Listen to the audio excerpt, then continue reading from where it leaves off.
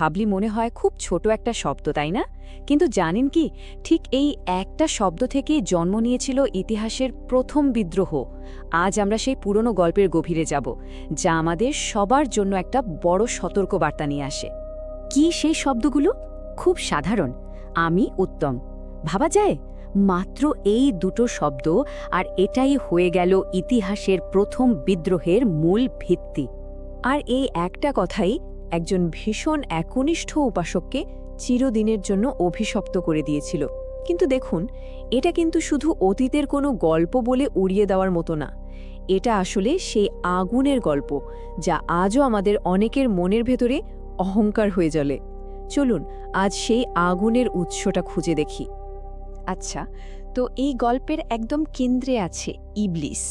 সে কিন্তু আসলে জিন জাতির একজন, কিন্তু তার উপাসনা এতটাই গভীর ছিল যে সে ফেরেশতাদের মাঝে একটা বিশেষ জায়গা করে নিয়েছিল। মানে বাইরে থেকে দেখলে মনে হতো কি ভীষণ অনুগত, কি একানিষ্ঠ। কিন্তু ওই আনুগত্যের আড়ালেই কিন্তু লুকিয়েছিল অন্য একটা জিনিস, তুলনা আর নিজেকে সেরা ভাবার একটা বিপজ্জনক বীজ। আসলে তার চরিত্রের এই যে দুটো দিক, মানে বাইরে থেকে দেখানো আনুগত্য আর ভেতরে পুষে রাখা অহংকার, এটাই কিন্তু শুরু থেকে ছিল, আর ঠিক এটাই পরে তার পতনের কারণ হয়ে দাঁড়ায়। তো ইবলিসের মনের ভেতরের এই অহংকারটা এতদিন বলা যায় ঘুমিয়েছিল, কিন্তু পরিস্থিতি একদম পাল্টে গেল যখন আরেকটা নতুন সৃষ্টির ঘোষণা এলো, আদম। এক ঐশী ঘোষণা এলো যে পৃথিবীতে একজন প্রতিনিধি বানানো হবে, আর এই প্রতিনিধি মানে আদমকে বানানো হলো আগুন দিয়ে না, বরং পৃথিবীর সাধারণ মাটি দিয়ে। ব্যাস, এই যে সৃষ্টির উপাদানে ভিন্নতা, এখানেই কিন্তু সংঘাতের মঞ্চটা তৈরি হয়ে গেল। ব্যাপারটা একটু ভাবুন, একদিকে আগুনের ধর্ম কি সবসময় ওপরের দিকে ওঠার তেজ দেখানো, আর অন্যদিকে মাটির ধর্ম হল স্থির থাকা, নম্র থাকা, ধৈর্য ধরা। দেখতে গেলে খুবই সাধারণ একটা পার্থক্য, তাই না? কিন্তু ইবলিস ঠিক এই সাধারণ পার্থক্যটাকেই পরে তার যুক্তির মূল ভিত্তি বানিয়েছিল। তো এখন আমাদের সামনে দুটো আলাদা সৃষ্টি, দুটো আলাদা প্রকৃতি, আর ঠিক তখনই এলো সেই চূড়ান্ত পরীক্ষার মুহূর্তটা। এমন একটা আদেশ আর তার ওপর নেওয়া একটা সিদ্ধান্ত, যা সবকিছু চিরদিনের জন্য বদলে দেবে। আদেশটা কি ছিল? সৃষ্টার পক্ষ থেকে খুব স্পষ্ট একটা নির্দেশ এলো, আদমকে সিজদা করো। নির্দেশটা খুবই সহজ, কিন্তু এর পেছনের তাৎপর্য ছিল অনেক গভীর। আর ঠিক এই পয়েন্টে এসেই ইবলিস তার আসল রূপটা দেখিয়ে দিল। যে অহংকারটা এতদিন ভেতরে চাপা ছিল, সেটা এক ঝটকায় বেরিয়ে এলো তার একটা মাত্র বাক্যে। দেখুন, ঠিক এখানেই কিন্তু সে সৃষ্টার আদেশের বিরুদ্ধে গিয়ে নিজের যুক্তি দাঁড় করালো। সে ভাবল তাকে কি দিয়ে বানানো হয়েছে সেটা বেশি গুরুত্বপূর্ণ আনুগত্যের থেকেও, আর এটাই ছিল তার পতনের শুরু। তাহলে মূল সমস্যাটা কোথায় ছিল? উপাদানে না, সমস্যাটা ছিল অবাধ্যতায়। ইবলিস ভেবেছিল সম্মান বা মর্যাদা আসে কাউকে কি দিয়ে বানানো হয়েছে তার উৎস থেকে, কিন্তু আসল মর্যাদা তো ছিল স্রষ্টার প্রতি আনুগত্যে। সেই সহজ ব্যাপারটা বুঝতে পুরোপুরি ভুল করেছিল। তো আনুগত্যের চেয়ে নিজের উৎসকে বড় করে দেখার যে ভুলটা ইবলিস করল, তার দাম কিন্তু তাকে চুকাতে হলো, আর সেটা ছিল ভয়াবহ এবং চিরস্থায়ী। এই একটা সিদ্ধান্তের কারণে তার ভাগ্যে তিনটে জিনিস জুটল।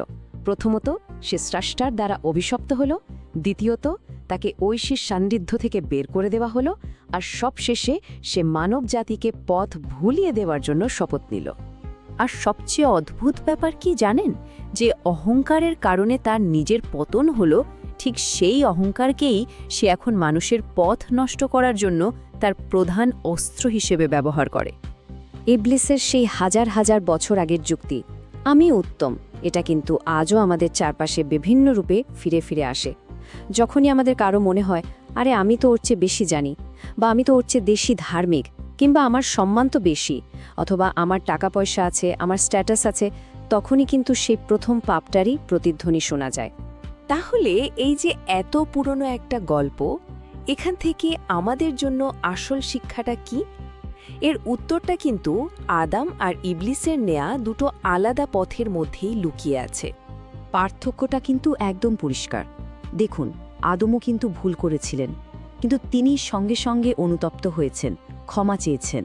আর অন্যদিকে ইবলিস, সে শুধু অবাধ্যই হয়নি, বরং নিজের অহংকারে এতটাই ডুবেছিল যে সে তার ভুলটাকে সঠিক বলে প্রমাণ করার চেষ্টা করে গেছে।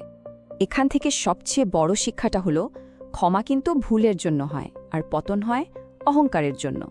তার মানে ভুল করার থেকেও মারাত্মক হলো সেই ভুলটা স্বীকার না করা। কারণ অহংকার অনুশোচনার দরজাটাই বন্ধ করে দেয়, আর সেই পথটাই সোজা পতনের দিকে নিয়ে যায়। মূল উৎসগুলোতেও এই সতর্কবার্তাটা খুব পরিষ্কারভাবে দেয়া আছে।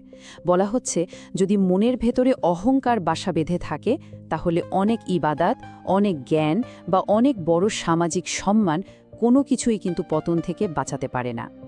তাহলে অহংকারের বিকল্প পথটা কি? এই গল্পটা আমাদের সেটাই শেখায়। পথটা হলো বিনয়ের, আনুগত্যের আর আত্মসমর্পণের। স্রষ্টার কাছে নিজেকে পুরোপুরি সঁপে দেবার মধ্যেই কিন্তু আসল সম্মানটা লুকিয়ে আছে। শেষ পর্যন্ত এই গল্পটা আমাদের সবার সামনে একটা প্রশ্ন রেখে যায়, একটা ব্যক্তিগত পছন্দের সুযোগ দেয়।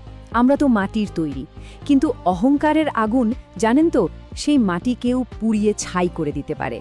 তাই প্রশ্নটা আমাদের নিজেদের কাছে, আমরা কি আগুনের পথটা বেছে নেব নাকি বিনয়ের পথটা?